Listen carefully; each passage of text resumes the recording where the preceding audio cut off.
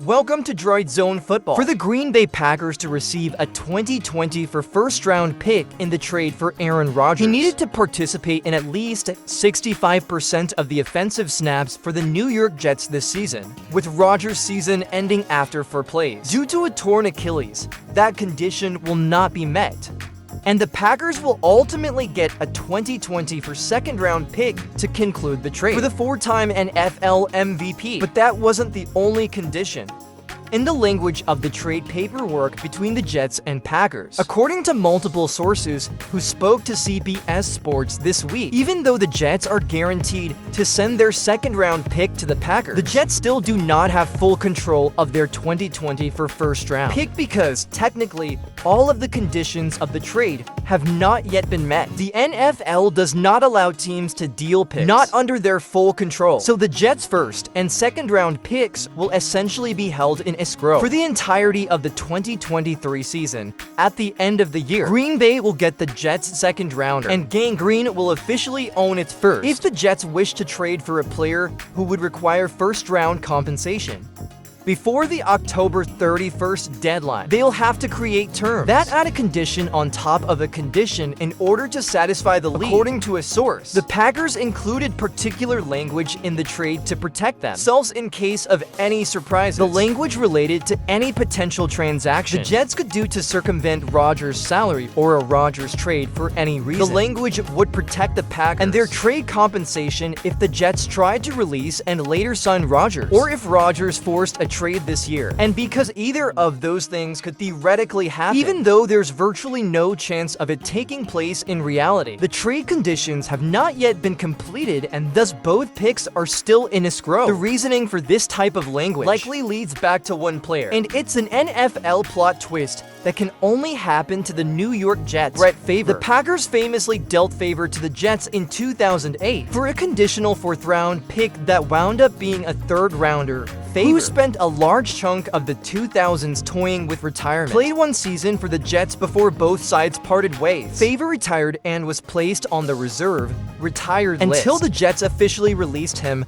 from that in the spring of 2009 by August. He had signed with the Vikings as their starting quarterback. Favre retired and was placed on the retired list until the Jets officially released him from that in the spring of 2009 by August. He had signed with the Vikings as their starting quarterback. This angered many in Green Bay for several reasons, not least of which was the fact the Packers attempted to protect themselves from the franchise great go into the rival team. The Packers included a poison pill in the Favre Jets trade paperwork that would have forced the Jets to relinquish 3 first-round picks if they wound up dealing favor to any other NFC North team. The Packers had previously filed tampering charges with the league against Minnesota before his trade to New York, but the league ruled no violation occurred. But the Jets had released Favre after 1 season, and no team could restrict his movement anywhere as a free agent at that point. So he signed with a team the Packers were suspicious of with no further compensation. Poison pills were abolished in the 2011 collective bargaining agreement, but these Packers apparently still needed their own protection in case anything unusual happened with Rodgers. But the Jets can still use the pick with some help. A team can agree to the aforementioned trade condition, holding a future first or some combination of picks until the 2020 first becomes free, or the Jets can go back to Green Bay and rework the language in the deal. Packers general manager Brian Gutekunst and the rest of the organization could agree to relieve the Jets of any conditional obligations now that Rodgers is done for the season, and any unlikely transaction that could impact the Packers wouldn't take place. All of this matters only until the NFL trade deadline at 4 p.m. ET on October 31st, and it really only matters if the Jets want to use a first-round pick on a player by then. For that price, the only player the Jets would target is a quarterback. Jets head coach Robert Saleh has stated strongly the team now belongs to Zach Wilson, the 2021 no-2 overall pick. Tim Boyle enters Week 2's matchup against the Cowboys as the sole backup, though the Jets will add a 3rd quarterback as soon as next week. But if things change for the Jets, and they decide to be aggressive in the quarterback market for the 2nd time in a calendar year, it won't be as simple as just sending over next year's top pick, and they'll have Favre to thank or blame for that. In conclusion, Aaron Rodgers' season-ending injury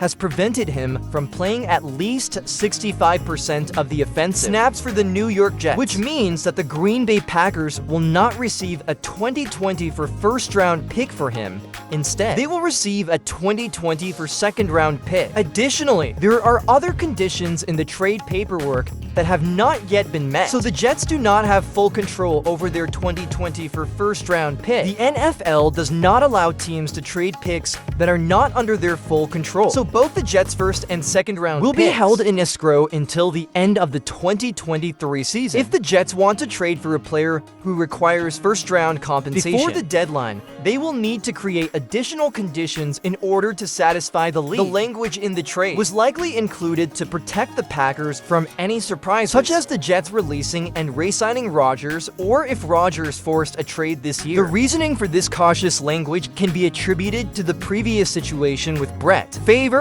where the Packers had included a poison pill in the trade paperwork to prevent him from going to a rival team. The poison pill stipulated that the Jets would have to relinquish 3 first-round picks if they traded Favre to any other NFC North team. However, poison pills were abolished in the 2011 collective bargaining agreement, but the Packers still wanted protection in case of any unusual circumstances involving Rodgers. The Jets can still use the pick with certain conditions, such as holding until the 2020 first-round pick becomes available, or renegotiating the language in the deal with the Packers. This situation only matters if the Jets intend to use a first-round pick on the player before the trade deadline, and considering their current quarterback situation, with Zach Wilson as the starter and Tim Boyle as the backup, it is unlikely that they will pursue another quarterback ultimately. The complexity of the trade and the conditions involved can be attributed to the previous situation with Brett Favre, which has influenced the language and precautions taken in the Aaron Rodgers trade.